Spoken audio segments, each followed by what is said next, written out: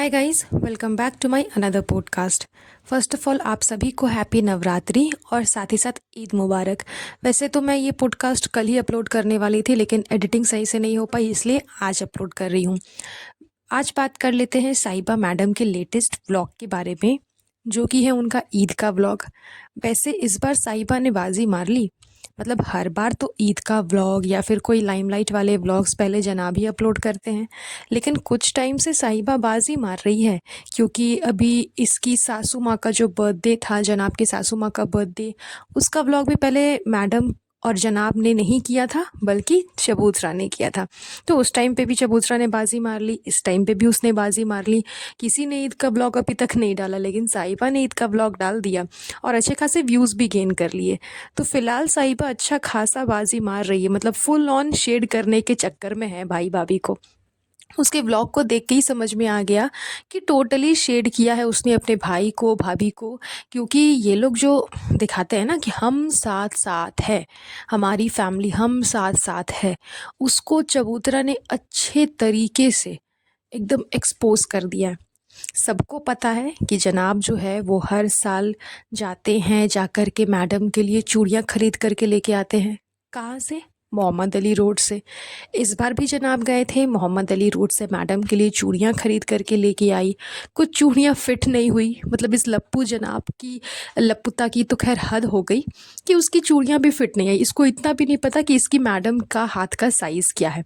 और बेचारे में मतलब कितना प्यार है इन दोनों में। आप बताओ, इनके जैसा रिलेशनशिप कहीं हो सकता है? जैसा कि मैडम कहती है कि हमारा रिलेशनशिप बहुत अच्छा है, लोग जलते हैं, हमारी खुशी से जलते हैं। तो देखिए, इतनी खुशी है, इतनी अंडरस्टैंडिंग है कि जनाब को साइज़ ही नहीं पता मैडम के हाथों का। तो जनाब वापस से जाते हैं नेक्स्ट डे, जा कर के सब कुछ रिटर्न करते हैं, रिटर्न करके दूसरा लेकर के आते हैं, लेकिन सिर्फ मैडम के लिए लेकर के आते हैं। ये पॉइंट गौर करने वाली है कि ईद का फेस्टिवल है, पूरी फैमिली एक साथ बैठ कर के ये लोग इफ़्तार करते हैं, उसके बाद में रोज़ा एक साथ खोलते हैं, पूरी फैमिली एक जगह इकट्ठा होती है ईद पे, चांद रात पे। इनका आखिरी जुम्मा जो होता है, ये सारी चीज़ें जो कुछ भी होती है, सब जगह पूरी फैमिली इकट्ठा होते हैं। सब कहाँ इकट्ठा होते हैं? जनाब के ही घर पे होते हैं। ईद की शॉपिंग करने सब एक साथ जाते हैं, तो सारे काम एक साथ होते हैं। कपड़े भी इनके एक साथ एक ही इंसान के पास सिलाए जाते हैं। मेहंदी भी ये लोग एक साथ मिल कर के ही लगाते हैं। लेकिन जब बात आती है चूड़ियों की, तो चूड़ियाँ सब अलग अलग अलग अलग खरीद रहे हैं, क्योंकि जनाब ने सिर्फ़ और सिर्फ मैडम के लिए चूड़ियाँ लाई थी, ना कि बाकी घर वालों के लिए। साहिबा के ब्लॉग में साफ देखने को मिल रहा है कि साहिबा अपनी अम्मी, बेटी, खाला को लेकर के गई और जाकर के सबको चूड़ियाँ खरीदवा रही थी। बाकी मेकअप के आइटम्स, इयररिंग्स वगैरह, पायल वगैरह, ये सारी चीज़ें साहिबा ने परचेज़ करवाई। बेटी खाला को, अम्मी को, रिज़ा को और ख़ुद उसने भी। उन चारों ने अपने लिए अलग से जाकर के चूड़ियाँ परचेज़ किया। क्यों? जब इनकी फैमिली हम साथ साथ है और सबको पता है कि मोहम्मद अली रोड में बहुत अच्छी चूड़ियाँ मिलती है, स्पेशली ईद के टाइम पे जनाब वहाँ जा कर के स्पेशली चूड़ियाँ लेकर के भी आते हैं, तो सिर्फ मैडम के लिए क्यों लाया? पूरी फैमिली के लिए क्यों नहीं लाया? साहिबा के लिए क्यों नहीं लाया? अम्मी के लिए क्यों नहीं लाया? बेटी खाला के लिए क्यों नहीं लाया? रिज़ा के लिए क्यों नहीं लाया? जब जनाब ने सबको कपड़े खरीदवाए हैं, सबको एक साथ शॉपिंग पे लेकर के गए थे, तो पूरी मतलब तैयारी करनी चाहिए थी ना कि अगर ड्रेस दिलवा रहे हैं तो matching sandals, matching jewelleries, matching earrings, मतलब पूरा सेटअप जो पूरा होता है सेटअप, वो पूरा दिलाना चाहिए था। और ऐसा तो नहीं कि जनाब गए नहीं थे, जनाब ने लाया नहीं, उन्होंने तो लाया अपनी मैडम के लिए, लेकिन सिर्फ मैडम के लिए लाया। तो ये हम साथ साथ वाली फैमिली कैसी हम साथ साथ है, मुझे समझ में नहीं आती, क्योंकि यहाँ तो सब कुछ अलग अलग होता है। चबूतरा अलग से गई, जाकर के चूड़ियाँ परचेज़ किया उसने, जनाब ने किसी के लिए नहीं लाया। मतलब समझ में आ रहा है कि इनका जो मतलब एक बोलने का अंदाज़ है, दिखाने का अंदाज़ है कि देखो हमारे बीच में बहुत अच्छी बॉन्डिंग है, बहुत प्यार है, वो सब दिखावा है। इनकी असलियत इन्हीं के ब्लॉग में नज़र आ जाती है, किसी और को दिखाने की ज़रूरत नहीं पड़ती।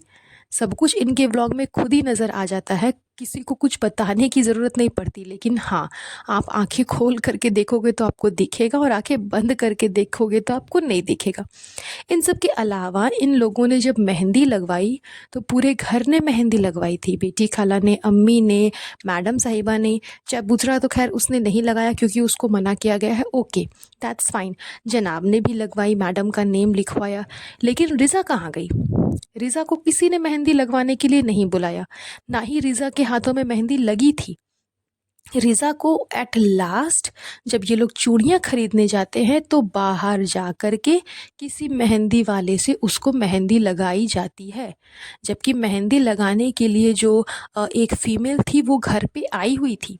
मैडम के ब्लॉग में भी देखा होगा आपने, जनाब के भी ब्लॉग में देखा होगा।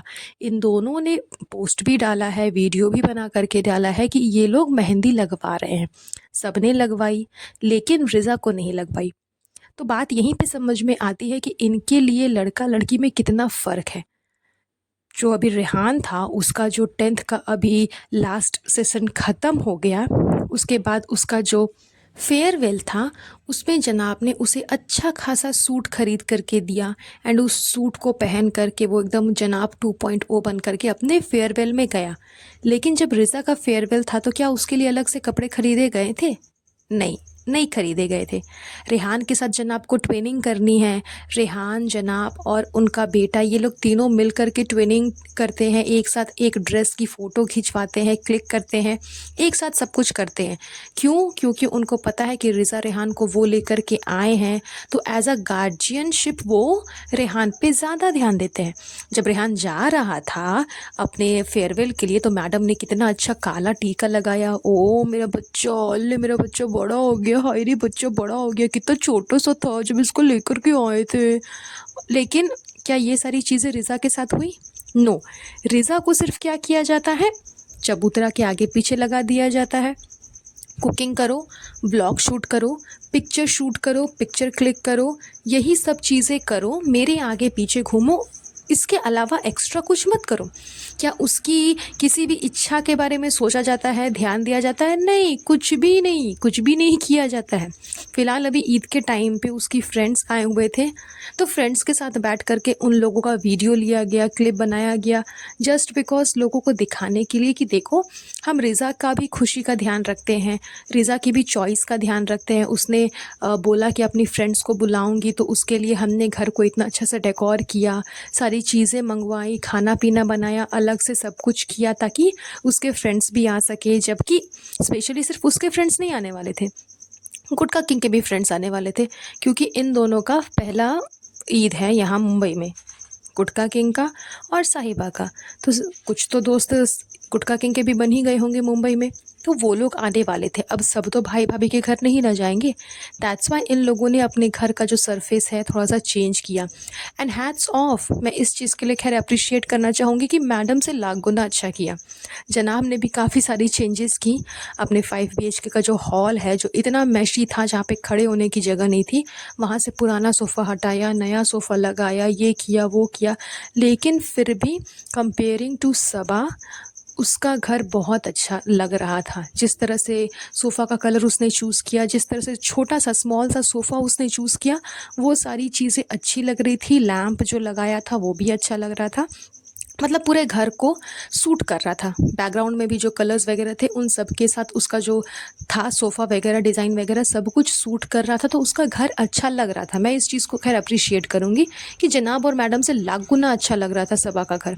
लेकिन जिस तरह से मैं बोल रही हूँ कि काफ़ी सारे डिफरेंसेस क्रिएट किए जाते हैं रिज़ा और रेहान के बीच में, वो चीज़ें साफ़ दिखती है।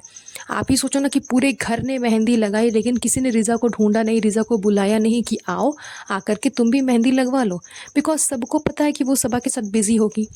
एंड सबा जब तक मेहंदी लगाएगी नहीं तब तक वो रिज़ा को लगाने देगी नहीं, और जब तक सबा फ्री नहीं करेगी रिज़ा को तो रिज़ा आएगी कैसे? इसीलिए नहीं बुलाया है। लेकिन किसी को ये नहीं लगता कि उस बच्ची को भी हमने लाया है, इस बच्चे को भी हमने लाया है, तो दोनों की गार्जियनशिप को हमें निभाना है। नो, रेहान को सिर्फ जनाब 2.0 बनाओ, रिज़ा को साहिबा 2.0 बनाओ, जिसको कुछ नहीं आता जाता सिर्फ वेट पुट ऑन करने के अलावा। दिन भर दिन रिज़ा का जो वेट है वो काफ़ी पुट ऑन हो जा रहा है, एंड इस चीज़ को लेकर के आगे उसे बहुत प्रॉब्लम होगी, क्योंकि बहुत सारी लड़कियों को वेट की वजह से हमेशा सुनना पड़ता है। खुद उसके भाई ने, रिज़ा के भाई ने उसको इस चीज़ से हमेशा टॉन्ट किया है। कई बार वो बोलते हुए नज़र आया है कि ना ना ना, नो नो नो, मोटा नहीं होना है, मोटा नहीं होना है, पतला रह लो वो ठीक है, लेकिन मोटा नहीं होना शानू भाई, मोटा नहीं होना है। तो आप समझ रहे हो कि उसका इंटेंशन कहाँ जा रहा है। उसको पता है कि मोटा होना अच्छा नहीं होता, इसलिए वो इनडायरेक्ट वे में अपनी बहन को ही टॉन्ट कर रहा है कि देखो मैं एकदम फिट फाट हूँ और तुम कैसी हो। लेकिन कोई भी रिज़ा के पीछे ना तो ध्यान दे रहा है और ना ही उसको समय दे रहा है कि वो खुद कुछ करे, एंड वो बंदी खुद कुछ करना भी नहीं चाहती। ऐसा नहीं कि लोग उसको ज़बरदस्ती दबा करके रख रहे हैं, वो खुद कुछ करना भी नहीं चाहती। साहिबा के ब्लॉग में साहिबा आधी आधी रात तक जगी रहती है, कुछ ना कुछ कुकिंग करते रहती है, एंड वो सारी चीज़ें कौन शूट करता है? रिज़ा। एंड रिज़ा को भी ये सारी चीज़ें अच्छी लगती है, बिकॉज अगर उसे अच्छी नहीं लगती तो वो बोल सकती थी कि मैं नहीं करूँगी, मुझे नींद आ रही है, मैं सोने जा रही हूँ। नहीं, उसको भी पता है कि जितना देर इसके साथ टाइम स्पेंड करूँगी, हो सकता है कुछ अलग अलग नया नया इंटरेस्टिंग चीज़ इसके पास होगा जो मुझे पसंद आ जाएगा, तो मैं लेकर के चली जाऊँगी। जैसे कि साहिबा जब अपना दही वड़े तल रही थी, उस टाइम पे उसने दिखाया कि वो डुप्लीकेट नेल्स लेकर के आई थी। दोनों नेल्स रिज़ा लेकर के चली गई क्योंकि उसको वो दोनों नेल्स पसंद आ गई थी। तो ये सारी चीज़ें उसको भी है कि उसके अंदर भी लालच है कि मुझको मिलेगा साहिबा से, तो मैं साहिबा को ही पकड़ करके रहूँगी, भले बदले में मेरी सब कुछ जो है वो लॉस में जाए, चाहे मेरा बॉडी स्ट्रक्चर हो, मेरा हाइट हो, मेरा वेट हो, मेरा हेल्थ हो, कोई फ़र्क नहीं पड़ता, बदले में मिल तो रहा है ना।